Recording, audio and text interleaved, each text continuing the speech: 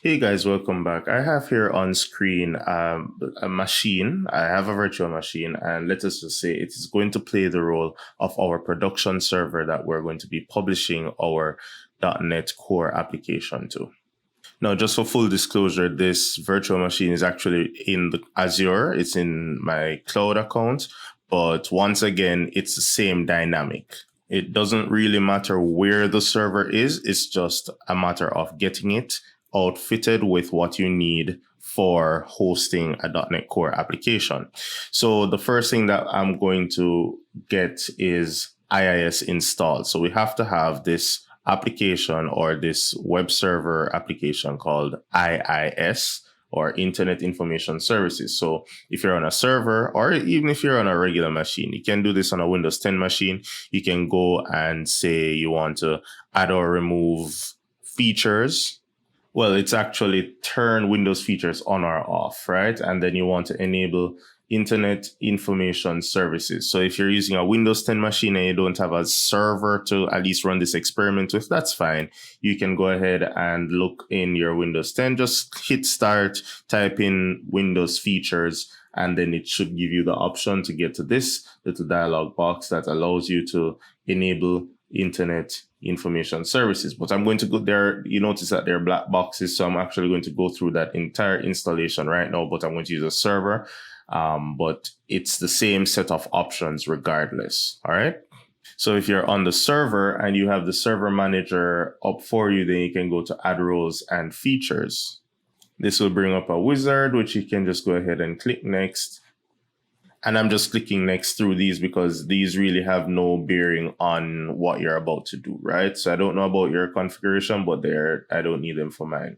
So at this point, you'll get the screen add roles and features, server roles, and then you'll see web server Iis listed there. So you can go ahead and click that and click add features and then go to next. And then we will be led to the same type of listing that you would have seen if you were using Windows 10. All right. So from here, there are a few features that you definitely want to enable. And if you already have .NET installed or .NET Framework installed, some of them may be ticked already, and you may not be able to untick them. But pretty much whatever you see here as ticked on my screen, please make sure that you also have them ticked on yours. If you want to add .NET Framework 3.5 features, you can.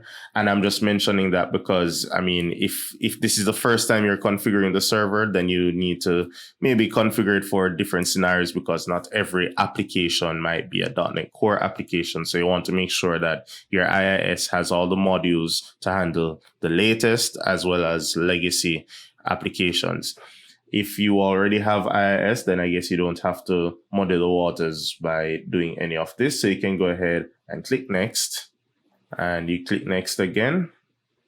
And then we get the drill down. So this would be more common between the Windows 10 dialog box or any other Windows machine dialog box for installing Iis and the server installation. So you want to make sure you have web server ticked, common HTTP features. All of these need to be ticked. You can add more logging if you want, but at least just make sure that what I have ticked is also ticked on your side. So I'm just going to go through slowly without going into too much detail as to what each one is for. And then we come down to this one that says application development. You want to tick application development. And I'm just literally, I always just go crazy here and just tick everything, right? But you want to definitely make sure that you are adding all these features in, because once again, you want your Iis configuration to be as inclusive to different versions as possible. All right. So I'm ticking all of these except the WebSocket protocol. FTP server, I don't need that for now. And I'm going to make sure that I have my management console also ticked. So I'm just going to go through slowly once again. And then you can just double check and make sure. And I mean, the more you tick is the more features you have, really. So, you can pick, choose, and refuse. Once again, if you have Iis or the server that you're going to use has Iis installed already, you probably don't need to go through all of this. And then this is saying, do you want to specify well, you don't have to worry about that.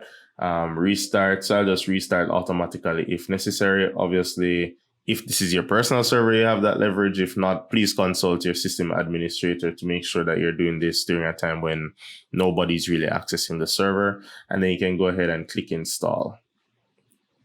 So the Iis installation might take a while, or maybe yours is finished already, whichever it is. Mine is actually still going. So I'm just going to continue with the other things that we need to do to get started.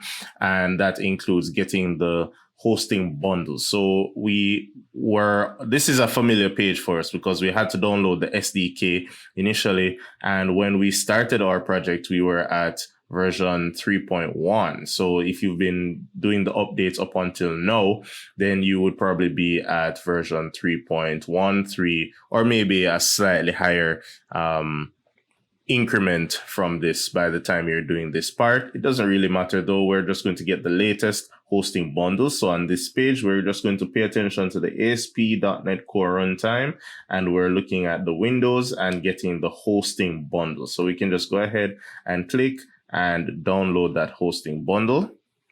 All right, and it's downloaded, but it's telling me that Iis needs to be enabled. So if you're still getting this message after you've completed the installation, then you might want to backtrack and make sure you did it properly, or make sure that it was actually completed. So mine isn't completed. I'm getting this error, and that's fine. I'll just wait it out and resume once Iis is done. All right, so now Iis is finished, and it may have taken a while. That's okay. We can close. My server didn't restart, so that's also good. And then we can validate that it's working by going in your browser and just writing in localhost, and then you should see this launching page. Now we need to bring up the management console, so you can just go to start and maybe type in Iis. Or if you're on the server, you can just use the server manager and go to tools and go to Internet Information Services Manager. All right, so if you're on a regular PC, then you want to go to start and write in Iis, and it should pop up in the search results. Either way, we're here. So we have the machine name. My server's name is SQL, so it has the SQL server installed on it, and that is where the database will be hosted for our app. But when we get to that point, I will show you what happens when the database is not on the same server as the application. Now in Iis, we're going to create a new website. So you'll see on the server, you have what you call sites. And then we also have the default website, which is what was launched when you typed in localhost, right? So we're going to create a new site. So we right click sites, go to add website, and then I'm giving it a site name. And I'm just calling it leave management. It will also create a new application pool, which we will go back and modify after this. But then you can go ahead, say leave management. We're going to choose a physical path. So the default path for any Iis website is generally in the C drive, then inetpub, www.root, and then, well, everything in www.root would be right now default website. So I'm just going to put in www.root a new folder, and I'm just going to call it leave management, right? So we go ahead and create that new folder, click OK. So anything that goes into this folder will basically be broadcasting on our new site called leave management. I'm going to leave the binding as HTTP, and then the host name, meaning what address will I use to get to this site? I'm going to make it simple. So the thing is, once again, in a production environment, you may have a system administrator who will provide some guidance as to what standards obtain with these addresses and setting up these Iis addresses and so on. But right now, I'm just putting these here. This is my server, so I'm just showing you the steps either way. So I'm calling this leavemanagement.intranet.com because really and truly, we built this application so that our coworkers can use, HR can use it to approve leave, and our coworkers can use it to apply for leave. So it's something that the whole company, the whole office will need access to. And so we're doing leavemanagement.intranet.com, and we can just say start website immediately. I click OK, and then we get our site. So if I browse to it, then it's going to try to go to intranet.com. So what we need to do now is modify the hosts file, because once again, this is something that is on the server. We don't want it going over the internet or attempting to go over the internet, because that's what it's trying to do.